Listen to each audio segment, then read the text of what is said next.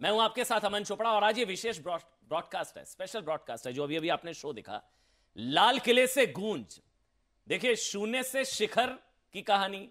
और जिस तरह से अनुपम खेर ने बताया कि भाई भारत की सबसे बड़ी, मतलब दुनिया की सबसे बड़ी और वाइब्रेंट डेमोक्रेसी बनने का ये जो पूरा सफर है, पूरी गौरव गाथा आप कह लीजिए, और अमृत काल के 75 साल की पूरे भारत की ये कहानी, स्वतंत्र भारत की ये कहानी तमाम प्रधानमंत्रियों की जुबानी, ये संभवतः पहली बार है जब इस तरह का प्रयोग किया गया है कि तमाम प्रधानमंत्रियों की जुबानी 75 भाषणों के जरिए आप तक भारत की गौरव गाथा, स्वतंत्र भारत की गौरव गाथा आप तक पहुंचाने की कोशिश की।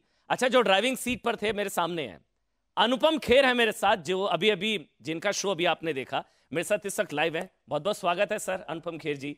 Nice always nice to talk to you. Thank you sir. एक सवाल से शुरू करा था आपने शो, मैंने पूरा शो देखा अभी जी। आपने पूछा कि आजादी का आपके लिए मतलब क्या है। हाँ आपने दर्शकों से पूछा था जी। तो आप अपने लिए बता दीजिए पहले, स्वतंत्रता दिवस का अनुपम खेर के लिए क्या मतलब है, आजादी का मतलब मायने आपके लिए सर। एक स्वतंत्र देश में सांस लेना अपने आप में बहुत बड़ी बात है। मैं हमेशा कहता हूँ कि जैसा कि मैंने शो में भी कहा कि मैं देश से 8 साल छोटा हूँ और देश आज़ाद हुआ था 15 अगस्त 1947 को, मैं पैदा हुआ था 7 मार्च 1955 को, तो और शिमला में। तो मैंने और देश ने साथ में अपनी जवानी देखी और अभी भी जवानी देख रहे हैं और बचपना साथ में गुजारा है। तो आप उसको देश को भाई कह लो, बहन कह लो, मेरे बड़े भाई की तरह या मेरी बड़ी बहन की तरह, जो भी आप कहना चाहते हैं। मातृभूमि कहना चाहते हैं तो बहन है और देश है तो बड़ा भाई है। तो हम साथ में गए हैं और मेरे पिता, मेरे दादा, मेरे नाना नानी वगैरह वो गुलामी में रहते थे और उन्होंने कहानियाँ सुनाते थे। तो वो हमेशा बोलते थे कि तुम तो स्वतंत्र भारत में पैदा हुए हो, कुछ भी कह सकते हो, कुछ भी बोल सकते हो, डेमोक्रेसी में जिसमें पैदा हुए हो। तो आप और मैं बैठ के इस समय बात कर रहे हैं, किसी बात का कोई डर नहीं है। और ये इंडिया की जो डेमोक्रेसी है, जो मैं पूरे विश्व में घुमा हूँ, जो कहते हैं कि हम डेमोक्रेटिक हैं, मगर जो यहाँ पर आज़ादी है हर वर्ग के इंसान के, हर धर्म के इंसान को, वो कहीं नहीं देखी है मैंने। अच्छा, आप ड्राइविंग सीट पे थे जी। ये गौरव गाथा आप लेकर चले हमको सफर पर। 75 भाषण, 14 प्रधानमंत्री, सारे भाषणों का आपने उनको देखा होगा, सुना होगा, आपने हमारे सामने रखा। कोई एक फैक्ट, कोई एक भाषण, जैसे 75 भाषण हैं, कोई एक बात, कोई एक फैक्ट जो आपको लगा कि ये आपको नहीं पता थी, ये पहली बार, मुझे कुछ बातें पहली बार, मुझे बहुत सारी चीज़ें पता नहीं थी। कैसे? जैसे देखिए जब ये जब हम स्कूल में थे तो स्कूल वाले बोलते थे कि 15 अगस्त को भाषण आने वाला है। तो बहुत सालों तक, तो 1964 तक तो प्राइम मिनिस्टर नेहरू का ही भाषण सुनते थे।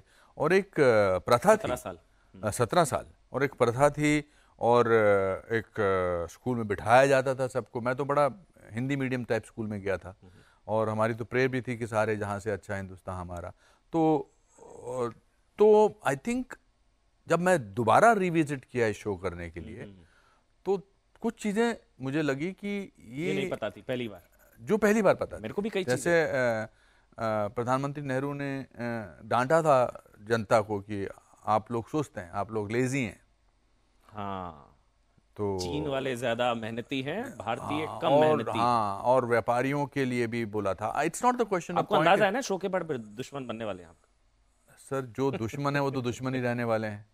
पर ये शो जो है पूरा, इस पर पूरा रिसर्च जो है, कोई मनगढ़ंत बात नहीं है, कोई इसमें हमने अपने मन से, हाँ, इसलिए जो शो में बोला है वो हिस्ट्री में हुआ है, वो स्पीचेस में बोला गया है और कोई उसकी इंटरप्रिटेशन नहीं की है। इस पे बहुत महीनों तक काम किया गया। तो जब पहली बार सुना कि ये कहा किसी प्रधानमंत्री ने, तो फिर यकीन नहीं होगा, फिर सुना होगा। हाँ, क्योंकि हम we take it for granted. 15 अगस्त को, जैसा कि शो में मैंने कहा, कि लोग इसको छुट्टी समझते हैं या लॉन्ग वीकेंड समझते हैं। अगर ये इसके बाद भी छुट्टी है कुछ तो चलो और long weekend. What the prime minister speak we don't really hear. अब शायद हम सुनते हैं बिकॉज इसकी एक परंपरा बनाई गई जा रही है। मगर जैसे प्रोटोकॉल के हिसाब से डॉक्टर मनमोहन सिंह ने सोनिया जी का नाम लिया था, was not holding any post in the government. ये मुझे पता नहीं था, मैंने ध्यान नहीं दिया था इस पर। ये हुआ नहीं आज तक, ये फर्स्ट टाइम था किसी prime minister. Absolutely first time. So again, अच्छा, दो चीजें, एक आपने बताया कि किसी प्रधानमंत्री ने अपनी पार्टी के अध्यक्ष का नाम लाल किले की प्राचीर से ऑन 15 अगस्त, ऑन 15 अगस्त हाँ, पहली बार लिया। स्वतंत्रता दिवस पर जो कि नेशन को होता है उसमें पहली बार लिया था, बिल्कुल ये पहली बार लिया था। दूसरा, नेहरू की स्पीच में वो उन्होंने कहा था, और दूसरा ये भी कहा था कि आप लोग लेजी हैं और कम मेहनती हैं, और जो बिजनेसमैन को हमेशा सोशलिस्ट पॉइंट ऑफ व्यू से बिजनेसमैन जो थे वो थे। फिर उन्होंने जो बोला था कि होड़ कर लो, ये जो होड़ करके रखते हैं राशन को, खाद्यान्न संकट पे शायद, जी जी जी जी, तो खपत कम करो शायद। I think it's more important to make people aware of it. Yes exactly. अब इसमें ये इंटरप्रिटेशन, जैसे आपने दुश्मनों की बात की, उसमें दुश्मन वो होंगे जिनको ये सच सुनने में परेशानी होगी, मगर तो सच है। नहीं, जैसे आज के दौर में महंगाई की चर्चा होती है जी, तो अब लाल किले से गूंज के जरिए आपके उस शो को निकाल के वो क्लिप बताया जाएगा कि जब नेहरू जी ने कहा था हाँ, वो तो खाद्यान्न संकट पर कि खपत कम करो, जी, तो वो चीजें अब निकल कर आएंगी शायद जी, कि बिल्कुल। भारतीय कम मेहनती है। सब निकल के आएगा। और कोई भी ऐसी चीज़ नहीं है जो प्रोडक्शन हाउस ने या डायरेक्टर्स ने या रिसर्चर्स ने ऐसा बनाया कि चलो बनाते हैं बिकॉज हम आज की रिजीम के लिए शो बना रहे हैं या उनके दौरान ये शो बना रहे हैं, तो पुराने लोगों को क्रिटिसाइज करो। शो में तारीफ भी की है, राजीव गांधी जी की तारीफ की है, इंदिरा गांधी जी की तारीफ की, the way she dealt with 1971 war, but उसके बाद आपातकाल, लौह छवि का जिक्र आपने किया, और आपातकाल तो उन्होंने लगाया था ना, इमरजेंसी तो लगाई थी। अब उसके बारे में कैसे जिक्र नहीं करेंगे? जो 2 साल तक और लगभग लगी थी वो तो था। बट मैं सोचता हूं कि आजकल की जनरेशन को ये शो एजुकेट करेगा जी, बायस नहीं करेगा। और अगर बायस करता है तो then that's the way it has happened from Lal Qila. अच्छा, इन 75 सालों की जो पूरी कहानी आपने सुनाई, जो गौरव गाथा के सफर पर आप लेकर गए, कोई ऐसी चीज, जैसे कहते हैं कि अभी काले कपड़ों का बड़ा जिक्र है, प्रधानमंत्री ने काला जादू से तुलना कर दी थी, तो कोई काला अध्याय, एक काला अध्याय मुझे लगता है इमरजेंसी से बड़ा कोई काला अध्याय नहीं था। जब लोगों की आवाज बंद कर दी गई थी, जब ऑपोजिशन के लीडर्स को अंदर कर दिया गया था, जब पत्रकारों को बंद कर दिया गया था, 2 दिन आई थिंक अखबार नहीं आया था। आई थिंक उससे एक स्वतंत्र भारत में, एक डेमोक्रेटिक कंट्री में, उससे बड़ा काला धब्बा कोई नहीं हो सकता है।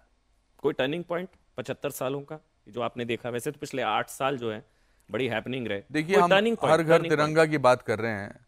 मैं आज 15 अगस्त थी कल, उससे पहले 3 दिन से 4 दिन से पहले इतना गर्व महसूस करता था मैं, या करता हूं अभी भी, जब मैं अपने घर से स्टूडियो तक या अपने किसी शूटिंग पे जाता हूं, हर घर पर झंडा।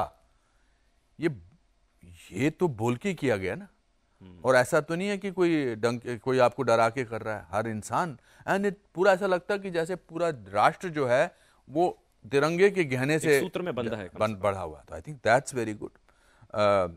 सफाई अभियान जो है, स्वच्छता अभियान, बहुत बड़ा स्वच्छाग्रह, सत्याग्रह से स्वच्छाग्रह, बहुत बड़ा चेंज आया।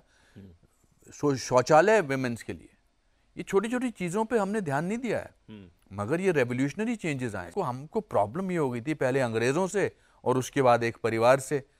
हमें परेशानी इस बात की है कि ये जो नए लोग आ गए हैं, ये देश में जो अच्छा भी काम कर रहे हैं, कैसे इनको डिस्करेडिट करें।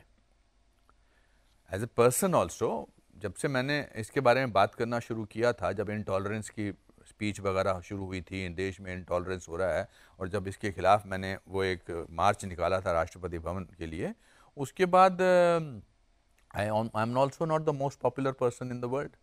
उससे पहले मुझे लगता था कि मेरे से ज़्यादा पॉपुलर कोई नहीं है, हर फिल्म में, हर उसमें, हर जगह। फिर धीरे धीरे मेरा इनवाइटिंग लिस्ट से मेरा नाम करता चला गया। मगर मुझे तो अपने ऊपर गर्व है।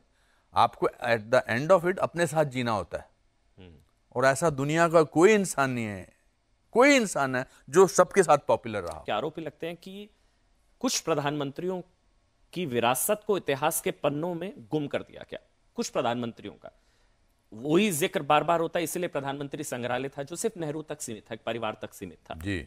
उसके बाद नेहरू संग्रहालय, अभी लाल किले से गूंज, जिसमें शास्त्री जी का भी जिक्र है, बिल्कुल, पीवी नरसिम्हा राव, जय जवान जय किसान, सारे प्रधानमंत्रियों का जिक्र है। बिल्कुल।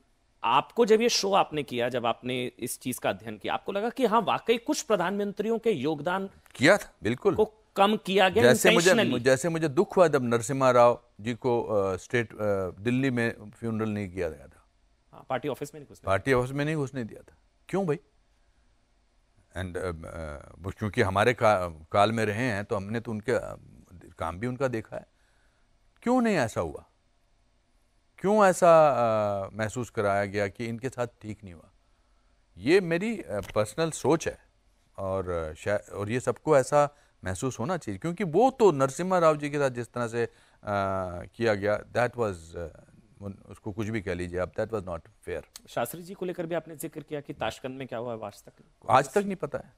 कोशिश क्या उनके साथ हुआ, फिर हम एयरपोर्ट्स को लेके देख लीजिए ना, कितने लोगों के नाम नए दूसरे प्राइम मिनिस्टर्स के नाम पर है।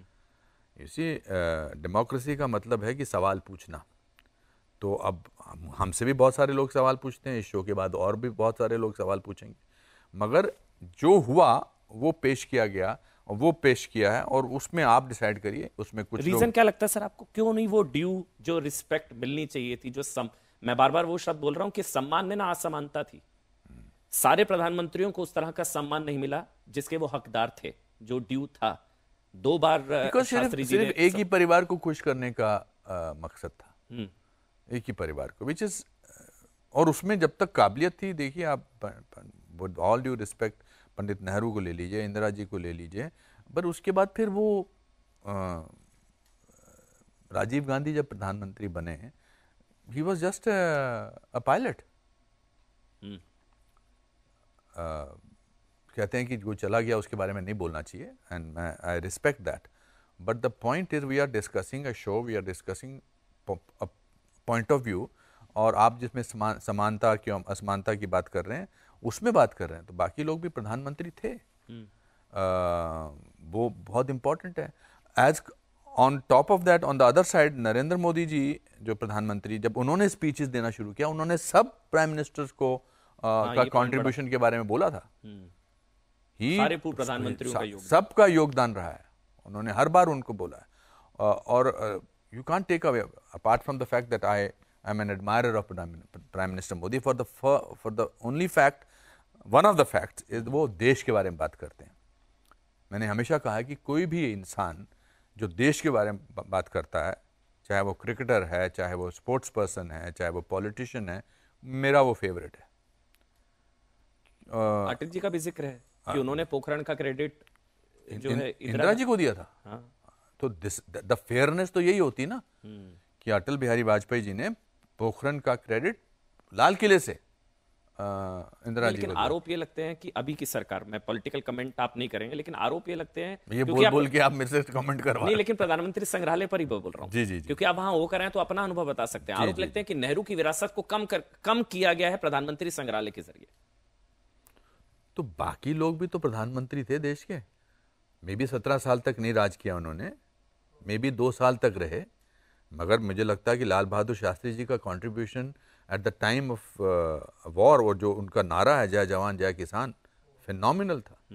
उनकी खुद की सादगी फिनोमिनल थी, उनका खुद का जो कंट्रीब्यूशन था फिनोमिनल था। मुझे तो याद है जब 1971 का वॉर हुआ था, या 1965 का जब वॉर हुआ था, 65 का जब वॉर हुआ था, तो मैं उस समय सिर्फ 10 साल का था, मगर मुझे याद है कि उन्होंने जो नारा दिया था, हम सब बहुत उसमें प्रोत्साहित हुए थे।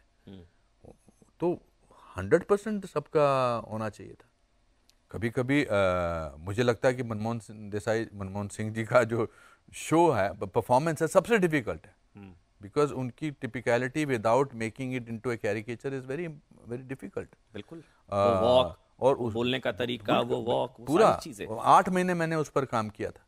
कश्मीर फाइल्स को पूरी को अभी भी कोशिश करते हैं कि किसी तरह से डिस्क्रेडिट कर। नहीं, अब तो इसके बाद कहेंगे नरसिम्हा राव जी का भाषण सुन लीजिए। हाँ, मतलब लाल किले की प्राचीर से अगर कोई प्रधानमंत्री बात कर रहे हैं कि कश्मीर में जो हुआ, यानी कि हुआ, दैट्स राइट, यानी कि हुआ, जो अब तक कह रहे थे हुआ ही नहीं, वो कांग्रेस के ही प्रधानमंत्री नरसिम्हा राव, वो अपने प्रधानमंत्री को सुन ले। बिल्कुल, तो उनकी पूरी कोशिश है। अब ऐसे थोड़ा हो सकता है, हिस्ट्री को बदला थोड़ा, उसको बताने में थोड़ा वक्त लग गया, 29 साल लग गए उस कहानी को बताने में। क्यों वो फिल्म दुनिया के हर कॉर्नर में चली है, क्यों उसने दिलों को जीता है, क्यों उसने तकलीफ पहुंचाई है, क्यों कभी कभी आंसू जो हैं, जो निकलते हैं आंसू, वो जोड़ते हैं लोगों को। कभी कभी गिल्ट जोड़ती है लोगों को, गिल्टी महसूस हुआ कि हमें पता ही नहीं था कि कश्मीर के में कश्मीरी पंडितों के साथ क्या ये हो भी रहा हुआ था। था। उसको दबाने की पूरी कोशिश की गई थी। सो इट्स अनफॉर्चुनेट, और ये बोलना जरूरी है।